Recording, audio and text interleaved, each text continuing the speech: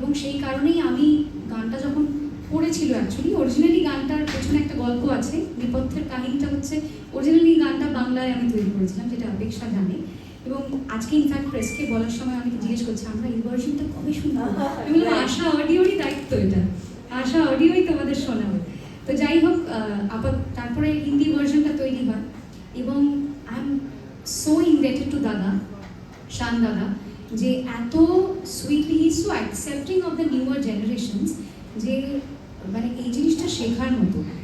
দেখো, যখন একটা সৃষ্টি হয় সেটা চলাকালীন যে একটা মারাত্মক প্ল্যানিং, এটা কেমন করে বেরোবে, কে বার করবে, কোন মিউজিক কোম্পানি থেকে আসবে, সেটা আমি এত কিছু ভাবি না।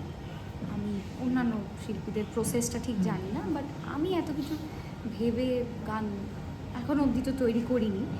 খুব ফ্রি ফ্লোভাবেই গান তৈরি হয়েছে এবং আমি যখন যে প্রজেক্টে শুরু করেছি তখন সেটাতে মন দিয়ে সেইভাবে, সেটাতে ডেডলাইন থাকলে তখন অবভিয়াসলি একটা সেটাতে বসে নিজে অ্যারেঞ্জমেন্ট করার বা কাজটা একটা নির্দিষ্ট সময় শেষ করার একটা তাড়া থাকে। বাট মৌলিক গানের ক্ষেত্রে সেই তাড়াটাও থাকে না, তুমি নিজের ইচ্ছে মতো নিজের ছন্দে চলতে পারো। তো সেইটা আমি এই গানটার ক্ষেত্রেও সেরকমভাবেই হয়েছে। এই গানটার কোনো অ্যাজেন্ডা ছিল না যে এই সময়ের মধ্যে বার করতে হবে, বা ছিল, হয়েছিল অনেক দিন আগে করা তা না, কিন্তু কিছুদিন হয়েছিল। But I am very happy about the fact যে আমি গানটার জন্য, অনেক সময় হয় না যে একটা গান তৈরি করে যে তৈরি করেছে তার মাথায় একটা ভিশন থাকে যে এই গলাটা আমি পেলে খুব ভালো হবে। তো দাদার কথাটা আমার মাথায় ছিল, আর লাকিলি দাদার সঙ্গে ওই সময় একটা কাজ আমার চলছিল, চলাকালীন আমি বলেছিলাম। Naturally he is very gracious always. আমি কখনো কোনো কম্পোজিশন নিয়ে অ্যাপ্রোচ করলে দাদা সবসময় এখনও অবধি না বলেনি আমাকে।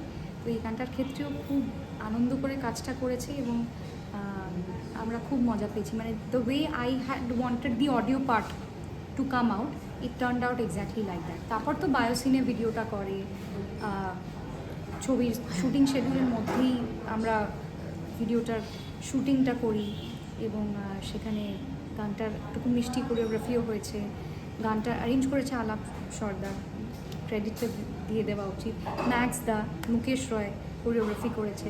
তো অনেক মানুষ সেটার নেপথ্যে কাজ করেছে এবং একটা ছবির গান শুটিং করতে যতটা কি বলবো এফার্ট বা স্টাইলাইজেশন বা এক্সোটিক লোকেশন, লুকস, নায়ক নায়িকা, একটা কমার্শিয়াল ভিডিওতে যেটা মানুষ দেখতে চায়, সেই জিনিসগুলো সব ইনগ্রিডিয়েন্টসগুলো যাতে থাকে তার জন্য সবাই পুরো টিম মেহনত করেছে।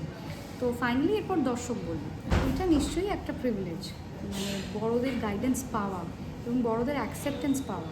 অনেক সময় হয় যে এরকমও হয় যে সিনিয়ররা তাদের মতন নিজেদের মতন রয়েছে, ঠিক আছে তোমরা তোমাদের মতন কাজ করো, নতুনরা তখনও নতুনরা ঠিক নিজের রাস্তাটা বার করে নেয় কাজ করার।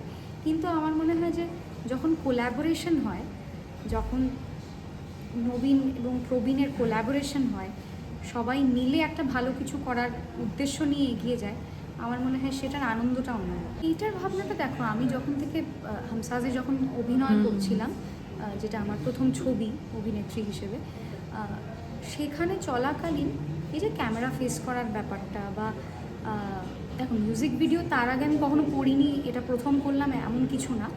কিন্তু আমার মনে হয় যে ওভারঅল এই জিনিসটা কোনো বাধ্যবাধকতা হওয়া উচিত না, যে মানে এখনকার দিনে যেহেতু সব কিছু খুব ভিজুয়াল, মানে আমি কেউ একজন খুব ভালো গান করে সে হয়তো কমফোর্টেবল নয় ক্যামেরা ফেস করতে, তাহলে ইন দ্যাট কেস তার ট্যালেন্টটা সেই জায়গাতেই সীমাবদ্ধ, যে সেটাকে কখনো লিমিটেশন হিসেবে দেখা উচিত না। এটা অফকোর্স যে পারলো সে অ্যাড অন, তার মানে এটা নয় যে যে ধরো অতটা বেশি ভিজুয়ালি যাকে দেখতে ভালো লাগছে না সেটা কখনোই তার লিমিটেশন হওয়া উচিত না।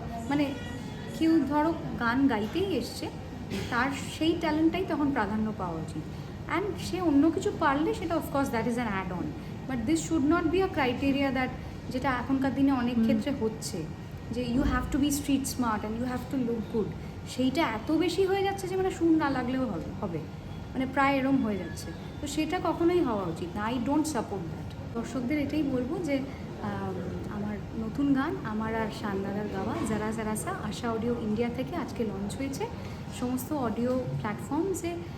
অবশ্যই গানটা এনজয় করুন, শুনুন, এবং সেটা তো লিসনিং এক্সপিরিয়েন্স, বাট গানটার একটা খুব সুন্দর মিউজিক ভিডিও তৈরি হয়েছে বারসিনের প্রোডাকশনের সুবাদে। তো সেইটা এনজয় করার জন্য আশা অডিও ইন্ডিয়ার ইউটিউব চ্যানেলে you have to tune in to enjoy the music video. So 2026 সাল আপনাদের সকলের খুব ভালো কাটুক।